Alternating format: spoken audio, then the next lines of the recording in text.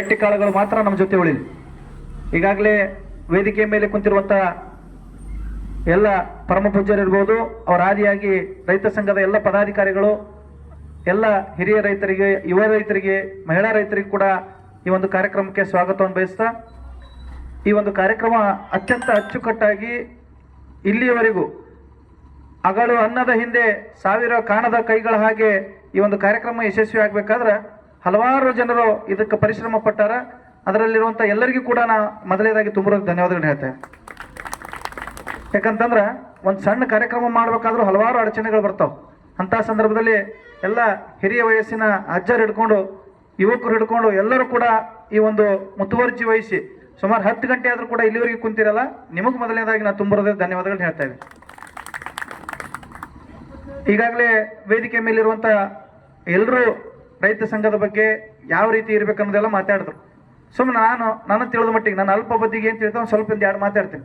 ಕೇವಲ ಒಂದು 5 ಬೇಡ 10 ನಿಮಿಷನ ಕಾರ್ಯಕ್ರಮ ಮುಗಿಸೋಣ. ಯಾಕಂದ್ರೆ ಟೈಮ್ ಭಾಳ ಆಗ್ಯದ. ಈಗಾಗಲೇ ಮನ್ಯಾಗ ಅವರೆಲ್ಲ ರೊಟ್ಟಿ ಹಿಡ್ಕೊಂಡು ಕಾಯ್ಲಾಕತ್ತಿರ್ತಾರೆ. ನಮ್ಮ ವಿಜಯಪುರ ಜಿಲ್ಲೆಯ ಸಮಸ್ಯೆ ಯಾವ ರೀತಿ ಐತಪ್ಪ ಅಂತಂದ್ರೆ, ಪಂಚ ನದಿಗಳ ಬೀಡು ತಮಗೆಲ್ಲ ಗೊತ್ತಿರ್ಬೇಕು. ಬಿಜಾಪುರ ಜಿಲ್ಲೆದೊಳಗೆ 5 ನದಿಗಳು ಹರಿಲಿಕತ್ತವ. ಆಲಮಟ್ಟಿ ಜಲಾಶಯ ನಮ್ಮದೇ ಬಿಜಾಪುರ ಜಿಲ್ಲಾದಾಗೆ ಐತೆ. ಅದು ಅಷ್ಟಿದ್ರೂ ಕೂಡ ನಮ್ಮ ರೈತರ ಸುಮಾರು ಲಕ್ಷಾಂತರ ಎಕರೆ ಭೂಮಿ ನಾವು ದಾನ ಮಾಡಿವಿ. ಅದು ಅಂದ್ರೆ ಏನಪ್ಪಾ ಅಂತಂದ್ರೆ, ನಮ್ಮ ಹಿರಿಯರು ಮುಂದಿನವರಿಗೆ ಆದ್ರೂ ಕೂಡ ಅನುಕೂಲ ಆಗಲಿ, ನೀರಾವರಿ ಆಗಲಿ, ಸಮಗ್ರ ನೀರಾವರಿ ಆಗಲಿ ಅಂತ ಹೇಳಿ ಆಲಮಟ್ಟಿ ಜಲಾಶಯಕ್ಕೆ ಸಾವಿರಾರು ಎಕರೆ ಭೂಮಿಯನ್ನು ಕೊಟ್ಟಿವಿ ನಾವು.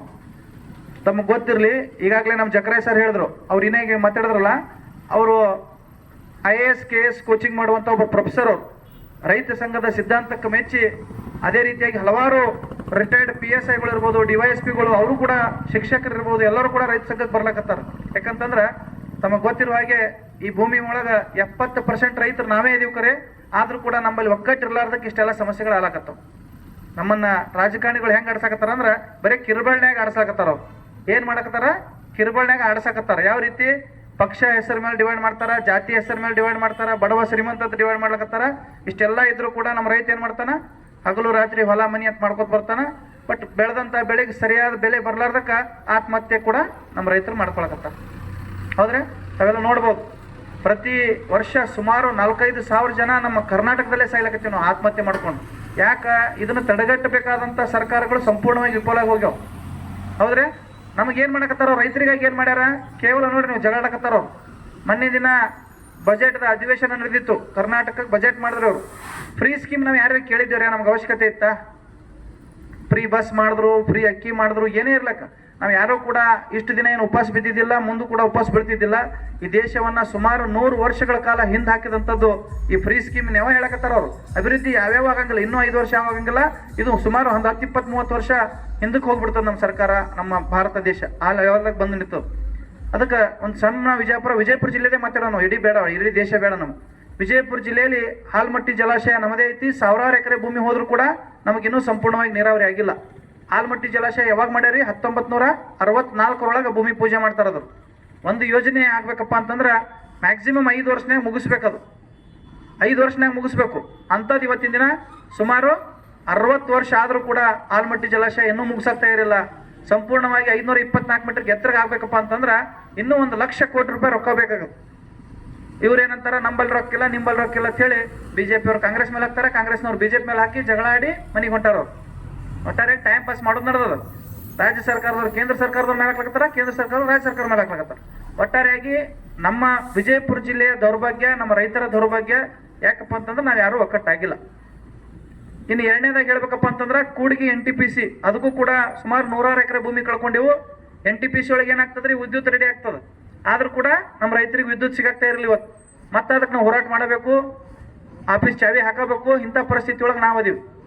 ಇನ್ನು NTPC ಆದ ನಂತರ ಈಗ ನೋಡಿ, ನೀವೆಲ್ಲ ನೋಡ್ಬೋದು, ಇಲ್ಲಿ ದೊಡ್ಡ ದೊಡ್ಡ ವಿಂಡ್ ಫ್ಯಾನ್ಗಳು ಬರ್ಲಕತ್ತಾವ, ಗಾಳಿ ಫ್ಯಾನ್ಗಳು. ನಮ್ಮ ರೈತರಿಗೆ ನಾ ದಯವಿಟ್ಟು ಕಳಕಳಿಯಿಂದ ವಿನಂತಿ ಮಾಡ್ಕೊಳಕತ್ತೀನಿ, ಆ ವಿಂಡ್ ಫ್ಯಾನಿಂದ ನಮ್ಗೆ ಯಾರಿಗೂ ಉಪಯೋಗ ಇಲ್ಲ. ನಾವು ಈಗಿನ ಸಂದರ್ಭದೊಳಗೆ ರೊಕ್ಕ ಬರಕತ್ತಾವ, ನಮ್ಗೆ ಎಕರೆಗೆ 5 ಲಕ್ಷ ಕೊಡ್ತಾರೆ, 10 ಲಕ್ಷ ಕೊಡ್ತಾರೆ ಆಸೆ ಮಾಡಿದೆವು ಅಂದ್ರೆ ಮುಂದಿನ ದಿನಮಾನದಾಗ ಈ ಭಾಗದೊಳಗೆ ಬೆಳೆನೇ ಬೆಳೆಯಂಗಿಲ್ಲ, ನೀರು ಬರಂಗಿಲ್ಲ. ಅಲ್ಲಿ ಏನದ ಅತ್ಯಂತ ಹೆಚ್ಚು ಹೀಟ್ ಕ್ರಿಯೇಟ್ ಆಗ್ತದೆ. ಅದಕ್ಕಂದ್ರೆ ಕಾವಾಗಿ ಭೂಮಿಯಲ್ಲಿರುವಂಥ ಎಲ್ಲ ಲವಣಾಂಶಗಳು ಸಾಯ್ತಾವ, ಜೀವಾಣುಗಳು ಸಾಯ್ತಾವ. ಒಂದು ಸಣ್ಣ ಯಾವ ಇದು ಥರಕ್ಕೆ ಬೆಳೆಯಂಗಿಲ್ಲ ಅದ್ರಾಗ. ಅಂಥ ಸಂದರ್ಭ ಬಂದು ಒದಗ್ತದೆ. ಅದಕ್ಕೆ ದಯವಿಟ್ಟು ವಿಚಾರ ಮಾಡಿರಿ. ಇವತ್ತು ನೀವು ಏನಾದರೂ ಭೂಮಿ ಮಾರಿದ್ರಪ್ಪ ಅಂತಂದ್ರೆ ಮುಂದಿನ ದಿನಮಾನಕ್ಕೆ ನಮಗೆ ತಿನ್ನಕ್ಕೆ ಒಂದು ಬಗಸಿ ಅಕ್ಕಿ ಸತ್ಯಕ್ಕೆ ಸಿಗಂಗಿಲ್ಲ ಅಂತ ಪರಿಸ್ಥಿತಿ ನಿರ್ಮಾಣ ಆಗ್ತದೆ. ಇನ್ನು ಎರಡನೇದು ಅಂತಂದ್ರೆ ವಿಂಡ್ ಫ್ಯಾನ್ ಆಯ್ತು. ಇನ್ನು ಎಲ್ಲಿ ಬೇಕಲ್ಲಿ ಸೋಲಾರ್ಗಳನ್ನು ಮಾಡ್ಲಕತ್ತಾರ. 100 ಎಕರೆ 500 ಎಕರೆ 1000 ಎಕರೆ ಗಟ್ಟಲೆ ಸೋಲಾರ್ಗಳನ್ನು ಮಾಡ್ಲಕತ್ತಾರ. ಇವು ಏನೇ ಇವತ್ತಿನ ದಿನ ಉದ್ಯೋಗಗಳು ತಂದ್ರು, ದೊಡ್ಡ ದೊಡ್ಡ ಇಂಡಸ್ಟ್ರಿ ತಂದ್ರು ಕೂಡ ನಮ್ಮ ಯಾವ ರೈತರಿಗೂ ಕೂಡ ಅನುಕೂಲ ಆಗಂಗಿಲ್ಲ. ಮೊನ್ನೆ ದಿನ ನಾವು ದೊಡ್ಡ ಮಟ್ಟದ ಹೋರಾಟ ಮಾಡಿದೆವು, ತಮ್ಮ ಮಾಹಿತಿ ಇರಬೇಕು. ತಿಡುಗುಂದಿ ಅಂತೇಳಿ ಒಂದು ಊರು ಬರ್ತದೆ ಬಿಜಾಪುರದಿಂದ ಒಂದು 20 ಕಿಲೋಮೀಟರ್. ತಿಡುಗುಂದಿ ಒಳಗೆ 1203 ಎಕರೆ ಚಲೋ ಎರಿ ಭೂಮಿ ಅದಾವ, ಫಲವತ್ತಾದ ರೈತರ ಭೂಮಿಯನ್ನ ಕೈಗಾರಿಕೆ ಮಾಡಕ್ ಹೊಂಟಾರ. ಈಗಿರುವಂಥ ನಮ್ಮ ಜಿಲ್ಲೆಯ ಸಚಿವರುಗಳೇ 1203 ಎಕರೆ ಅಂತಂದ್ರೆ ಎಷ್ಟು ಜನ ರೈತರು? ಸುಮಾರು 350 ಕುಟುಂಬಗಳು. ನೀವೇನಾರ ಮಾಡ್ರಿ, ನಾವೇನಾರ ಸರ್ಕಾರದಿಂದ 1 ಎಕರೆಕ್ಕೆ 1 ಲಕ್ಷ, 1.5 ಲಕ್ಷ, 3 ಲಕ್ಷ, 5 ಲಕ್ಷ ಕೊಡ್ತೀವಿ, ತೊಗೊಂಡು ಹೋಗ್ಬಿಡ್ರಿ ಅಂತ ಹೇಳ್ತಾರ ಅವ್ರು. ಅಂದ್ರೆ 350 ಕುಟುಂಬಗಳು ಸಂಪೂರ್ಣವಾಗಿ ಬೀದಿ ಪಾಲಾಗ್ತಾವೆ. ಏನಾಗ್ತದ್ರಿ? 3 ಲಕ್ಷ ಒಂದು ತಿಂಗಳದ ಖಾಲಿ ಆಗೋಕ್ಕೋ 3 ಲಕ್ಷ ರೂಪಾಯಿ ಏನೂ ಆಗಂಗಿಲ್ಲ, ಎಕಡೆ ಸಾಲಂಗಿಲ್ಲ. ಅದೇ ಭೂಮಿ ಇತ್ತಪ್ಪ ಅಂತಂದ್ರೆ ನಾವು ಉಂಡು ನಮ್ಮ ಮಕ್ಕಳು ಮೊಮ್ಮಕ್ಕಳಿಗೆ ಕೂಡ ಅದೇ ಒಂದು ಜಮೀನಾಗ ನಾವು ಬದುಕಿಸುವಂಥ ಶಕ್ತಿ ನಮಗೈತಿ. ಆದ್ರೆ ಏನಾಗದ, ನಮ್ಮ ರಾಜಕಾರಣಿಗಳು ಸಂಪೂರ್ಣವಾಗಿ ನೀರು ಕೊಡಾಕ್ತಾ ಇರಲಿಲ್ಲ. ತಮಗೆಲ್ಲ ಗೊತ್ತಿರೋ ಹಾಗೆ ಕಳಪೆ ಬೀಜಗಳು ಎಲ್ಲಿ ಓದ್ತಿರೋರು ಬರೀ ಡೂಪ್ಲಿಕೇಟ್. ಮೊನ್ನೆ ದಿನ ತೊಗರಿ ಸಲಿಂದ ಎಲ್ಲರೂ ಹೋರಾಟ ಮಾಡಿದೇವ್ರೆ, ಡೂಪ್ಲಿಕೇಟ್ ಬೀಜ ಬಿತ್ತೀವಿ ಅಂತ ಹೇಳಿ ಕೊಟ್ಟಾರ, ಸರ್ಕಾರದವ್ರು ಕೊಟ್ಟಾರ ಅಂತೇಳಿ ದೊಡ್ಡ ಮಟ್ಟದ ಹೋರಾಟ ಮಾಡಿದೆವು. ಆದ್ರೂ ಕೂಡ ಸರ್ಕಾರ ತಲೆ ಕೆಡಿಸ್ಕೊಳ್ಳಿಲ್ಲ. ನಾವು ಏನದ ಮನವಿ ಮುಂದೆ ಕಳಿಸಿವ್ರಿ ಅಂತ ಹೇಳ್ಕೊತ ಕೂತ್ರು. ಡೂಪ್ಲಿಕೇಟ್ ಬೀಜ ಸಿಕ್ತು, ಡೂಪ್ಲಿಕೇಟ್ ಗೊಬ್ಬರ ಸಿಕ್ತು, ಡೂಪ್ಲಿಕೇಟ್ ಔಷಧ ಸಿಕ್ತು. ಇಷ್ಟೆಲ್ಲ ನಡ್ಬರ್ಕ ಏನ್ರಿ ಮಳೆಯರೆ ಹೆಚ್ಚು ಬಂದಿರ್ತದ, ಇಲ್ಲ ಮಳೆಯರೆ ಕಡಿಮೆ ಆಗಿರ್ತದ. ಹಲವಾರು ಸಮಸ್ಯೆಗಳ ಮಧ್ಯೆ ಕರೆಂಟಿನ ಸಮಸ್ಯೆ ಬಗ್ಗೆ ಇನ್ನು ಹೇಳಿದ್ರಲ್ಲ ಕಾಕಾರ, ಮೊದಲೆಲ್ಲ ಎಲ್ಲರೂ ಕುಡ್ಕೊಂಡು ಒಂದು ಮನಿ ತರ ಇತ್ತು ನಮ್ಮ ಊರುಗಳು. ಇವ್ರ ಮನ್ಯಾಗ ರಾಶಿ ಇತ್ತಂದ್ರೆ ಎಲ್ಲರೂ ಕುಡ್ಕೊಂಡು ರಾಶಿ ಮಾಡ್ತಿದ್ರಿ, ನಮ್ಮ ಮನೆಯಾಗಿದ್ರೆ ಎಲ್ಲರೂ ಕುಡ್ಕೊಂಡು ನಮ್ಮ ಮನೆ ರಾಶಿ ಮಾಡ್ತಿದ್ರು. ಮದುವೆಗೂ ಮನಿಗಳು ಹಂಗೆ ಇದ್ದು ಮೊದಲೆಲ್ಲ. ಇವಾಗ ಏನಾಗಿದೆ, ಎಲ್ಲ ಕಮರ್ಷಿಯಲ್, ರೊಕ್ಕ ಕೊಡ್ಬೇಕು ಬರ್ತೀವಿ ನಾವು. 500 ರೂಪಾಯಿ ಪಗಾರ, 1000 ರೂಪಾಯಿ ಪಗಾರ ಒಂದಿನಕ್ಕೆ, ಆ ರೀತಿ ಬಂದ್ಬಿಟ್ಟದ ಇವತ್ತು. ಅಂತ ಸಂದರ್ಭದೊಳಗ ಇಷ್ಟೆಲ್ಲ ಕಷ್ಟ ಕಾರ್ಪಣ್ಯಗಳು ನಡ್ಬರ್ಕ ನಾವೇನ್ ಮಾಡಕತ್ತೀವಿ? ಇವತ್ತಿನ ದಿನ ಕೂಡ ಕೃಷಿ ಬಿಟ್ಟಿಲ್ಲ, ಯಾರೂ ಬಿಡಂಗಿಲ್ಲ. ಯಾಕಂತಂದ್ರ ನಮ್ಮ ರೈತರು ಅಷ್ಟು ದೊಡ್ಡ ಮನಸ್ಸಿನವ್ರು ಇದೀವಿ ನಾವು. ಇವತ್ತು ಲಾಸ್ ಆಲಿ ಲಾಭ ಆಲಿ ಒಟ್ಟಾರೆ ಮಾಡ್ಕೊತ ಹೊಂಟೀವಿ ನಾವು. ಇನ್ನ ಮುಂದಿನ ಜನ್ಮಾನಗಳು ಯಾವ ರೀತಿ ಬರ್ತದೆ? ಈಗೆಲ್ಲ ನೀವು ಹಿರಿಯರಾದ್ರಿ ಮಾಡ್ಲಾಕತ್ತೀರಿ. ನಮ್ಮ ಜನರೇಷನ್ ಅಥವಾ ನಮ್ಕಿಂತ ಮುಂದಿನವ್ರು ಬರೋರು ಫಲಾನ್ ಮಾರಿ 10,000 ರೂಪಾಯಿಗೆ ಎಲ್ಲರೂ ದುಡಿದಾಕ ಹೋಗುವಂತ ಸಂದರ್ಭ ಬಂದೋದಿಗೆ. ಅದಕ್ಕೆ ದಯವಿಟ್ಟು ನಾನು ಹೇಳೋದು ಇಷ್ಟೇ, 1 ಎಕರೆ ಹೊಲ ಇದ್ರೂ ಕೂಡ ದಯವಿಟ್ಟು ಯಾರು ಮಾರಬೇಡ್ರಿ. ಯಾಕಪ್ಪ ಅಂತಂದ್ರೆ ಮುಂದಿನ ದಿನ ಕೋಟಿ ಎಲ್ಲ ನೀವು 10 ಕೋಟಿಗೆ ಬೆಲೆ ಬಾಳುವಂತ ಸ್ಥಿತಿ ನಮ್ಮ ಜಿಲ್ಲೆಯಲ್ಲೇ ನಿರ್ಮಾಣ ಆಗ್ತದೆ. ಯಾಕಂತಂದ್ರ ಈಗೆಲ್ಲ ನೋಡ್ಬೋದು ನೀವು, ದೊಡ್ಡ ದೊಡ್ಡ ರಸ್ತೆಗಳು, ಇದು ಸುವರ್ಣ ಚತುಷ್ಪಥ ಆಗೋದೈತಿ ನಿಮ್ಮ ಕೆಲವೇ ದಿನದಾಗ. 4 ರೋಡ್ ಆಗ್ತದೆ ಇದ್ರಾಗೆ, ಆ ಕಡೆ 4 ಈ ಕಡೆ 4 ಗಾಡಿ ಹೋಗಂಗ. ಇದಕ್ಕೂ ಕೂಡ ಹೊಂಟಾವ್. ದೊಡ್ಡ ದೊಡ್ಡ ಇಂಡಸ್ಟ್ರಿ ತರ್ತೀನಿ ಅಂತಾರೆ, 1 ಲಕ್ಷ ಕೋಟಿ ರೂಪಾಯಿ ರೊಕ್ಕ ತರಕತ್ತಾರ ಬಿಜಾಪುರ ಜಿಲ್ಲಾಕ. ಅದು ನಮಗೆ ಯಾರಿಗೆ ಉಪಯೋಗ ಇಲ್ಲ. ಈಗಿನ ಸಂದರ್ಭದೊಳಗೆ ನಮ್ಮ ಭೂಮಿ ತಗೊಂಡ್ಬಿಡ್ತಾರ. ನಮಗೆ ಅನಿಸ್ತದ ರೈತರಿಗೆ ಕೈಯಾಗ ರೊಕ್ಕ ಕೊಟ್ರಪ್ಪ ನಮ್ಗೆ ಅನುಕೂಲ ಆಯ್ತು ಅಂತ ಹೇಳಿಕೆ. ನಮ್ಮ ರೈತರಿಗೆ ಸಣ್ಣ ಪುಟ್ಟ ಸಾಲ ಇರ್ತಾವ, ಇಲ್ಲಂತೂ ಹೇಳಂಗಿಲ್ಲ. ಆ ಸಾಲಕ್ಕೆ ದುಡಿಬೇಕು ನಾವು. ದುಡಿಲಾಗಿ ನಾವೇನ್ ಮಾಡಕತ್ತೀವಿ? ವರ್ಷಕ್ಕೆ 10 ದಿನ ರೈತರ ಆಗ್ಲಕತ್ತೀವಿ ಕೇವಲ ನಾವು. ಹಂಗಾಗೋದು ಬೇಡ, ವರ್ಷ ಪೂರ್ತಿ ರೈತರಾಗಬೇಕು. ನನ್ನ ಮಾತು ನಿಮ್ಗೆಲ್ಲರಿಗೆ ಬಿರುಸು ಅನಿಸ್ಬೋದು.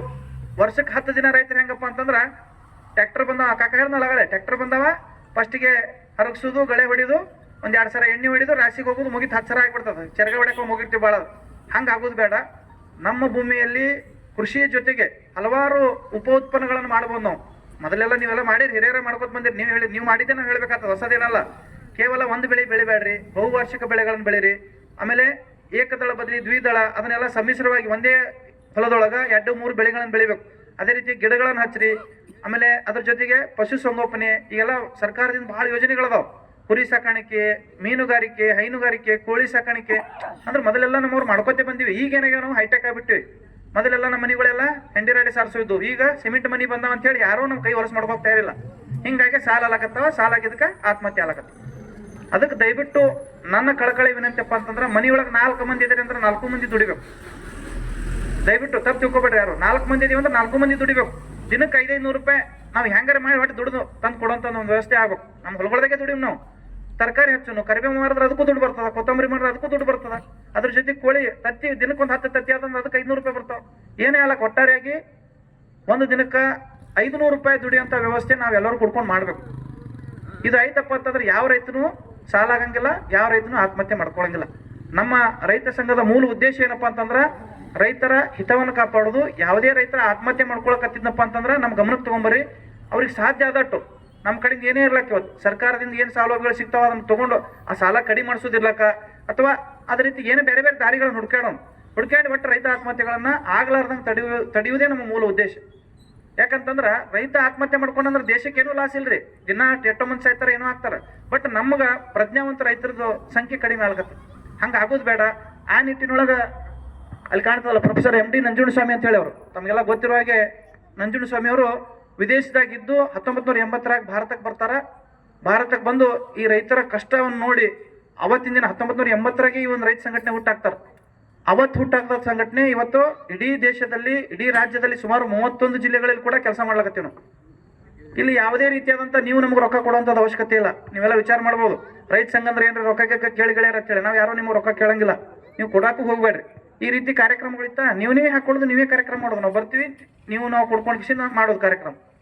ಇನ್ನು ವಿಜ್ಞಾನಿಗಳಿರ್ತಾರ ಅಥವಾ ನಮ್ಮ ರೈತರೊಳಗೆ ಹೊಸ ಹೊಸ ಸಾಧನೆಗಳನ್ನು ಮಾಡಿರ್ತಾರೆ, ಪ್ರಗತಿಪರ ರೈತರಿರ್ತಾರೆ, ಅವ್ರನ್ನೆಲ್ಲ ಕರ್ಕೊಂಬಂದು ನಾವು ಮಾಹಿತಿಗಳನ್ನು ಹೇಳಿಸ್ತೀವಿ. ಅಂದ್ರೆ ಯಾವ ರೀತಿ ರೈತರು ಇರಬೇಕು ಅನ್ನೋದು ನಿಮ್ಗೆಲ್ಲ ಗೊತ್ತಿರ್ತದ. ಇನ್ನೂ ಹೊಸ ಹೊಸ ತಂತ್ರಜ್ಞಾನಗಳು ಬಂದಾವ. ಈಗ ಇಸ್ರೇಲ್ ಟೆಕ್ನಾಲಜಿ ಅಂತ ಬಂದದ. ಕಡಿಮೆ ನೀರೊಳಗೆ ಹೆಂಗ್ ಬೆಳೆಯೋದು ಅಥವಾ ಮಣ್ಣು ಇರ್ಲಾರೆ ಯಾವ ರೀತಿ ಕೃಷಿ ಮಾಡೋದು, ಈ ರೀತಿ ಹಲವಾರು ವಿಚಾರಗಳು ಬಂದಿರ್ತಾವ. ಆ ಎಲ್ಲಾ ವಿಚಾರಗಳನ್ನ ನಿಮ್ಮ ಮುಂದೆ ನಾವು ತಿಳಿಸ್ಲಾಕ ಏನದ ಹಲವಾರು ಕಾರ್ಯಕ್ರಮಗಳನ್ನ ಆಯೋಜನೆ ಮಾಡಿರ್ತೀವಿ. ವಿಚಾರ ಸಂಕಿರಣಗಳಿರ್ತಾವ, ತತ್ವಜ್ಞಾನಿಗಳು ಬಂದಿರ್ತಾರ, ಅವ್ರ ಕಡೆಯಿಂದ ಹೇಳಿಸ್ತದ. ಇನ್ನು ಈ ರೀತಿ ಹಿರಿಯ ರೈತರು, ಪ್ರಗತಿಪರ ರೈತರು ಅವ್ರ ಕಡೆಯಿಂದ ಮಾಹಿತಿ ಕೊಡಿಸೋಂಥದ್ದು. ಈಗ ತಮ್ಮ ಗಮನಕ್ಕೆ ಇನ್ನೊಂದು ವಿಚಾರ ಹೇಳ್ತೀನಿ. ನಾಳೆ ಬರ್ತಕ್ಕಂಥ ಮೇ ಒಳಗ 7, 8, 9ನೇ ತಾರೀಕು ಬಿಜಾಪುರದೊಳಗೆ ಒಂದು ಸಮಾವೇಶ ಮಾಡಕತ್ತೀವಿ. ರೈತ ಸಂಘದಿಂದ ನಿಮ್ಮದೇ ಕಾರ್ಯಕ್ರಮ, ನಮ್ದಲ್ಲ ಅದು, ನಿಮ್ಮದೇ ಕಾರ್ಯಕ್ರಮ. ನಾವು ನೀವು ಕೊಡ್ಕೊಂಡು ಕಾರ್ಯಕ್ರಮ ಮಾಡೋದು. ಆ ಕಾರ್ಯಕ್ರಮ ಹೆಂಗಪ್ಪ ಅಂತಂದ್ರೆ 7ನೇ ತಾರೀಕು ಬೆಳಗ್ಗೆ 10 ಗಂಟೆ ಸಿದ್ದೇಶ್ವರ ಗುಡಿದಿಂದ ಬೃಹತ್ ರೈತ ಶೋಭಾಯಾತ್ರೆ ಬರ್ತದ. ಆ ಒಂದು ಕಾರ್ಯಕ್ರಮಕ್ಕೆ ನಾಡಿನ 13 ಮಂದಿ ಸ್ವಾಮೀಜಿಯವರು ಅದಕ್ಕೆ ಡೇಟ್ ಕೊಟ್ಟಾರ. ಮೊನ್ನೆದು ಮುಗುಳ್ಕೋಡಪ್ಪ ಅವ್ರು ಬರ್ಲಕತ್ತಾರ, ಆಮೇಲೆ ಇಲ್ಲಿ ಹುಲ್ಜಂತಿ ಮಾಳಿಂಗರಾಯರು ಬರ್ಲಕತ್ತಾರ, ಅದ್ರ ಜೊತೆ ಕೂಡಲ ಸಂಗಮ ಅಪ್ಪಾಜಿ ಅವರು, ಗದಗದೊಳಗೆ ಒಬ್ಬರು ಕಪ್ಪತ್ತು ಕುಟ್ಟದ ಮಹಾಸ್ವಾಮೀಜಿ ಅಂತ ಅದಾರ, ಶಿವಕುಮಾರ ಸ್ವಾಮೀಜಿ ಅಂತೇಳಿ. 80,000 ಎಕರೆ ಭೂಮಿ ಅಲ್ಲಿ ಆಯುರ್ವೇದಿಕ್ ಔಷಧಿಗಳದಾವ. ಅದನ್ನ ಇವತ್ತಿನ ದಿನ ಸರ್ಕಾರ ಹಟ್ಟಿ ನಾವು ಕಬ್ಬಣ ತೆಗಿತೀವಿ ಅಂತ ಹೊಂಟಾರ. ಅದ್ರ ವಿರುದ್ಧ ದೊಡ್ಡ ಮಟ್ಟದ ಒಂದು ಹೋರಾಟ ಮಾಡಿ ಹೌದನ್ಸ್ಕೊಂಡವ್ರು. ಆಲ್ರೆಡಿ 70-80 ವರ್ಷ ದಾಟದಂತ ಸ್ವಾಮೀಜಿ ಅವರು ಈ ಒಂದು ಉಳಿಸ್ಕೊಂಡು ಹೋಗ್ಬೇಕು ಔಷಧಿ ಸಸ್ಯಗಳಂತೇಳಿ ದೊಡ್ಡ ಮಟ್ಟದ ಹೋರಾಟ ಮಾಡ್ಲಕತ್ತಾರ. ಈ ರೀತಿ ಹಲವಾರು ಸ್ವಾಮೀಜಿಯವರು ಬರ್ಲಾಕತ್ತಾರ. ಅದ್ರ ಜೊತೆಗೆ ತತ್ವಜ್ಞಾನಿಗಳು, ವಿಜ್ಞಾನಿಗಳು ಬಂದು ವಿಚಾರಗೋಷ್ಠಿ ಮಾಡ್ತಾರೆ ನಿಮ್ಮ ಜೊತೆ. ಇನ್ನ ಯಾವ ರೈತರು ವಿಜಯಪುರ ಜಿಲ್ಲೆಯಲ್ಲಿ ಸುಮಾರು 13 ತಾಲೂಕು ಬರ್ತಾವ. ಪ್ರತಿ ತಾಲೂಕಿನಿಂದ ಇಬ್ಬರಿಗೆ ನಾವೇನದ ಪ್ರತಿ ವರ್ಷ ನೇಗಿಲಿಗೆ ಪ್ರಶಸ್ತಿ ಅಂತ ಕೊಡ್ತೀವಿ. ನಾವು ರೈತ ಸಂಘದಿಂದ ಕೊಡ್ಲಾಕತ್ತೀವಿ. ಆ ಒಂದು ಪ್ರಶಸ್ತಿ ಕೂಡ ನಿಮ್ಮಲ್ಲಿ ಯಾರಾದ್ರೂ ಇದ್ರಂದ್ರೆ ನಮ್ಗೆ ತಿಳಿಸಿದ್ರಪ್ಪ ಅಂತಂದ್ರೆ ಅವ್ರಿಗೂ ಕೂಡ ನಾವು ಪ್ರಶಸ್ತಿ ಕೊಡುವಂಥದ್ದು ಒಂದು ವ್ಯವಸ್ಥೆ ಮಾಡ್ತೀವಿ. ಇನ್ನ ಅಲ್ಲಿ ಏನದ ಅಂತಂದ್ರೆ ನಮ್ಮ ಅಗಳ ಹೇಳಿದ್ರಲ್ಲ ಕಾಕಾರ, ಟ್ಯಾಕ್ಟ್ರಿ ಆಗ್ಯದ, ಎತ್ತಿನ ಗಾಡಿ ಹೋಗ್ಯಾವ, ಹಂತಿ ಪದ ಹೋಗ್ಯಾವ. ನಾವು ಪ್ರತಿಯೊಂದಕ್ಕ ಹಾಡ ಕಟ್ತಿದ್ದೇವೆ. ಮೊದಲ ರಾಶಿ ಮಾಡಾಕತ್ರ ಒಂದು ಎಲ್ಲದಕ್ಕೂ ಒಂದು ಹಾಡ ಇದ್ವಲ್ಲ, ಅದಕ್ಕೆ ಆ ಹಳಿಯ ಒಂದು ಸಂಪ್ರದಾಯ ಮುಗಿಬಾರ್ದು ಅಂತ ಹೇಳಿ ಆ ಒಂದು ಕಾರ್ಯಕ್ರಮದಲ್ಲಿ ಹಳಿ ಸಂಪ್ರದಾಯಗಳನ್ನ ನಾವು ಮರುಕಳಿಸುವಂತ ಹಂತಿಪದ ಅಥವಾ ಈ ಶ್ರೀಕೃಷ್ಣ ಪಾರಿಜಾತ, ರೈತರಿಗೆ ಸಂಬಂಧಪಟ್ಟ ಎಲ್ಲಾ ಒಂದು ಕಾರ್ಯಕ್ರಮಗಳನ್ನ ಸಾಯಂಕಾಲ ಇಟ್ಕೊಂಡಿದ್ವಿ. ಅದಕ್ಕೆ ದಯವಿಟ್ಟು ಆ ಒಂದು ಕಾರ್ಯಕ್ರಮಕ್ಕೆ ನೀವೆಲ್ಲರೂ ಬರಬೇಕು. 3 ದಿವಸ ಕಾರ್ಯಕ್ರಮ ಐತಿ, 3 ದಿವಸ ನೀವು ಅಲ್ಲಿ ಇರಬೇಕು. ಇದು ಒಂದು ವಿಚಾರ. ಇನ್ನು ರೈತ ಸಂಘಟನೆ ಯಾಕೆ ಮಾಡ್ಬೇಕು ಅಂತ ಹೇಳಿ ಇಷ್ಟುವರೆಗೆ ಎಲ್ಲರೂ ಮಾತಾಡ್ಯಾರ. ಒಂದು ಒಕ್ಕಟ್ಟಿರ್ತದೆ, ಇಲ್ಲಿ ಜಾತ್ಯತೀತವಾಗಿರ್ತದೆ. ಯಾವುದೇ ಜಾತಿ ಇರಲ್ಲ, ನಾವು ಜಾತಿ ಕೇಳಂಗಿಲ್ಲ. ನಮ್ಮ ರೈತ ಸಂಘದ ಒಂದು ಫಾರ್ಮ್ನೊಳಗೆ ನಾವು ಜಾತಿ ಕಲಮೆ ಇಟ್ಟಿಲ್ಲ. ಯಾವುದೇ ಜಾತಿ ಇರಲಿ, ರೈತಪ್ಪ ಅಂತಂದ್ರೆ ಜಾತ್ಯತೀತವಾದಂತವ. ಇನ್ನು ಪಕ್ಷಾತೀತ, ನಮಗೆ ಪಕ್ಷ ಅವಶ್ಯಕತೆ ಇಲ್ಲ. ಬಿಜೆಪಿ, ಕಾಂಗ್ರೆಸ್, JDS ಮತ್ತೊಂದು ಮಗದೊಂದು ಯಾವುದೂ ಬೇಕಾಗಿಲ್ಲ. ಎಲ್ಲರೂ ಕೂಡ್ಕೊಂಡು ನಾವೇನದ ರೈತ ಕುಲದವರು. ನೀವು ಚುನಾವಣೆ ಬಂದಂತ ಸಂದರ್ಭದಲ್ಲಿ ನೀವು ಬೇಕಾದ್ರಿಗೆ ಹಾಕ್ರಿ, ಬಟ್ ಓಟ್ ಹಾಕಿರಪ್ಪ ಅಂತಂದ್ರೆ ಅವನ ಕಡೆಯಿಂದ ಕೆಲಸ ತೊಗೊಳರೆ ಬಿಡಬೇಡ್ರಿ. ನಿಮ್ಮ ವೈಯಕ್ತಿಕ ಅಂತಲ್ಲ, ನಿಮ್ಮ ಊರಿಗೆ ಏನ್ ಬೇಕಾಗಿದೆ ಕೆಲಸಗಳನ್ನ ತಗೊಳ್ಳುವಂತ ವ್ಯವಸ್ಥೆ ಮಾಡ್ರಿ. ಇನ್ನು ನಾವು ಏನಂದ್ರೆ ಬಡವ ಶ್ರೀಮಂತ ಅನ್ನೋದು ನೋಡಂಗಿಲ್ಲ. ಎಲ್ಲರೂ ನಮ್ಮ ರೈತ ಸಂಘದ ಪದಾಧಿಕಾರಿಗಳೇ. ಇಲ್ಲಿ ನಮ್ಮ ಮೂಲ ಉದ್ದೇಶ ಏನಪ್ಪಾ ಅಂತಂದ್ರೆ ಸರ್ಕಾರಿ ಯೋಜನೆಗಳನ್ನ ನಿಮಗೆ ತಲುಪಿಸೋದು, ಮಾಹಿತಿಗಳನ್ನ ತಲುಪಿಸೋದು. ಅದೇ ರೀತಿಯಾಗಿ ಹೇಳಿದ್ರಲ್ಲ, ಹಲವಾರು ರೈತರಿಗೆ ಯಾವುದೇ ರೀತಿ ಸಮಸ್ಯೆ ಆಯ್ತಪ್ಪ ಅಂದ್ರೆ ಇಲ್ಲೇ ಕಾಕಾರ್ದೇ ರೀ, ನಿಮ್ಗೆ ಗೊತ್ತಿರ್ಬೇಕು. ಕಾಕಾರ್ದು KEBದು TC ಸುಟ್ಟಿತ್ತವ್ರು. TC ಸುಟ್ರೆ ಇಲ್ಲ 3,000 ರೂಪಾಯಿ ಕೊಡಬೇಕಂತ ಹೇಳಿ 3 ಲೀಟರ್ ಎಷ್ಟು ಇಸ್ಕೊಂಡ್ರು ರೊಕ್ಕ ಅವ್ರ ನಿಮ್ಮ ಕಡೆಯಿಂದ? 2,000 ರೂಪಾಯಿ ಇಸ್ಕೊಂಡ್ರು. ಅಂತ ಸಂದರ್ಭದಲ್ಲಿ ನಾವೇನದ ಬಿಜಾಪುರದೊಳಗೆ KEB ಆಫೀಸ್ ಮುಂದೆ ಹೋರಾಟ ಮಾಡಿದಂಥ ಸಂದರ್ಭದಲ್ಲಿ ಅವ್ನ ಕಡೆಯಿಂದ ಕಾಲು ಬಿದ್ದು ಹೊಳ್ಕೊಡಕ್ ಬಂದಕ್ಕ ಅವರು ಇಸ್ಕೊಂಡಂತ ರೊಕ್ಕ. ಯಾಕಂತಂದ್ರೆ ನಾವು ಲಂಚ ಮುಕ್ತ ಮಾಡಕತ್ತೀವಿ. ಯಾಕಂದ್ರೆ ಮೊದಲೇ ಮಾತ್ರ ರೈತರ ಹತ್ರ ದುಡ್ಡಿಲ್ಲ. ಅಂತ ಸಂದರ್ಭದಲ್ಲಿ ಒಟ್ಟಾರೆಯಾಗಿ ಲಂಚ ಕೊಡ್ಲಾರ್ದೆ ನಾವು ಕೆಲಸ ಮಾಡ್ಕೋಬೇಕು. ಇನ್ನು ರೈತರಿಗೆ ಯಾವುದೇ ರೀತಿ ಅನ್ಯಾಯ ಆಗ್ಲಾರ್ದಂಗ ಕರೆಂಟ, ನೀರ, ಬೀಜ, ಗೊಬ್ಬರ, ಸರ್ಕಾರದಿಂದ ಯಾವ್ಯಾವ ಯೋಜನೆಗಳದಾವ ಇದನ್ನೆಲ್ಲ ತಿಳಿಸ್ಕೊಡುವಂತ ಒಂದು ಸಣ್ಣ ಪ್ರಯತ್ನ ನಾವು ನೀವು ಎಲ್ಲರೂ ಕೊಡ್ಕೊಂಡು ಮಾಡೋಣ. ಇದನ್ನ ಇವತ್ತಿನ ದಿನ ಏನು ಎಲ್ಲರೂ ಶಾಲ್ ಹಾಕಿದಿರಲ್ಲ, ಈ ಶಾಲು ಕಂಟಿನ್ಯೂ ಆಗಿರ್ಬೇಕು ನಿಮ್ಮಲ್ಲಿ, ಯಾವತ್ತೂ ಬಿಡಬೇಡ್ರಿ. ಯಾಕಂತಂದ್ರೆ ರೈತರು ಅದಿರಿ, ನೀವೇನು ಯಾರು ಕದ್ದು ಮುಚ್ಚಿ ಅಂತ ಇಲ್ಲ, ನಿರಂತರ ರೈತರು ಅದಿರಿ. ಈ ಶಾಲ್ ಹಾಕಿದ್ರಪ್ಪ ಅಂತಂದ್ರೆ ನಿಮಗೊಂದು ಶಕ್ತಿ ಬರ್ತದೆ. ಅಂದ್ರೆ ನೀವು ರೈತ ಸಂಘದ ಪದಾಧಿಕಾರಿಗಳು ಅಂತ ಹೇಳಿ ಪ್ರತಿದಿನ ನೀವು ಹೇಳೋದು ಅವಶ್ಯಕತೆ ಇಲ್ಲ. ಆಮೇಲೆ ನೀವು ಎಲ್ಲೇ ಕಾರ್ಯಕ್ರಮಗಳು, ಹೋರಾಟಗಳು ಇದ್ದವಪ್ಪ ಅಂತಂದ್ರೆ ನಾವು ವಾಟ್ಸಪ್ ಗ್ರೂಪ್ಗಳನ್ನು ಮಾಡಿದೀವಿ, ಅಲ್ಲಿ ಹಾಕಿರ್ತೀವಿ. ಅಥವಾ ನಿಮ್ಮೂರಲ್ಲಿ ಯಾರಾದರೂ ನಿಮ್ಮ ಆಜುಬಾಜು ಇದ್ದವ್ರು ಹೇಳ್ತಾರೆ ಹಿಂಗೆ ರೀತಿ ಹೋರಾಟ ಹಾಕೊಂಡ್ರ ಬರ್ರಪ್ಪ ಅಂತಂದ್ರೆ ವರ್ಷದಾಗ 10 ದಿನ ನೀವು ಬರೋಂಥದ್ದು ಒಂದು ಪ್ರಯತ್ನ ಮಾಡಿ. ನೀವು ಬಿಜಿ ಇರ್ತೀರಿ, ನಮ್ಗೆ ಗೊತ್ತು, ನೀವೆಲ್ಲ ಕೆಲಸ ಭಾಳ ಅದಾವ. ಇಲ್ರಿ ನಮ್ಗೆ 10 ಎಕರೆ ಹೊಲದ, ನಮ್ಗೆ 100 ಎಕರೆ ಹೊಲದ, ಇರಲಿ ಒಂದು ತಿಂಗಳಿಗೆ 1 ದಿನ ಆದ್ರೆ ಕೂಡ ನೀವು ಟೈಮ್ ರೈತ ಸಂಘಕ್ಕೆ ಕೊಡ್ರಿ ಅಂತ ಹೇಳಿ ನಾನೇನದ ನಿಮ್ಮೆಲ್ಲರ ಪರವಾಗಿ ಇಲ್ಲಿ ಕೇಳ್ಕೊಂಡು ಈ ಕಾರ್ಯಕ್ರಮದ ಅತ್ಯಂತ ಅಚ್ಚುಕಟ್ಟಾಗಿ ಆಯೋಜನೆ ಮಾಡಿರುವಂಥ ಹಿರಿಯರು ಇರ್ಬೋದು, ಪ್ರಕಾಶ್ ತೆಲಿಯವ್ರು ಇರ್ಬೋದು, ನಮ್ಮ ಪಟ್ಟಣ್ಣವ್ರು ಇರ್ಬೋದು, ಈ ಗ್ರಾಮ ಘಟಕದ ಅಧ್ಯಕ್ಷರು ಇರ್ಬೋದು, ಎಲ್ಲ ಪದಾಧಿಕಾರಿಗಳಿಗೆ ತುಂಬ ಧನ್ಯವಾದ ಹೇಳ್ತಾ ಈಗ ಕಾರ್ಯಕ್ರಮದ ದಿವ್ಯ ಸಾನ್ನಿಧ್ಯ ವಹಿಸಿರುವಂಥ ಪರಮ ಪೂಜ್ಯರು ಕೂಡ ಒಂದೆರಡು ಆಶೀರ್ವಚನ ಮಾಡ್ತಾರ. ತದಾದ ನಂತರ ಈ ಹೆಸರು ಶಾಲನ್ನು ಹಿಡ್ಕೊಂಡು ಇಲ್ಲ ಆಶೀರ್ವಾದ ಮಾಡೋದು. ಹಂಗೆ ಒಂದೇ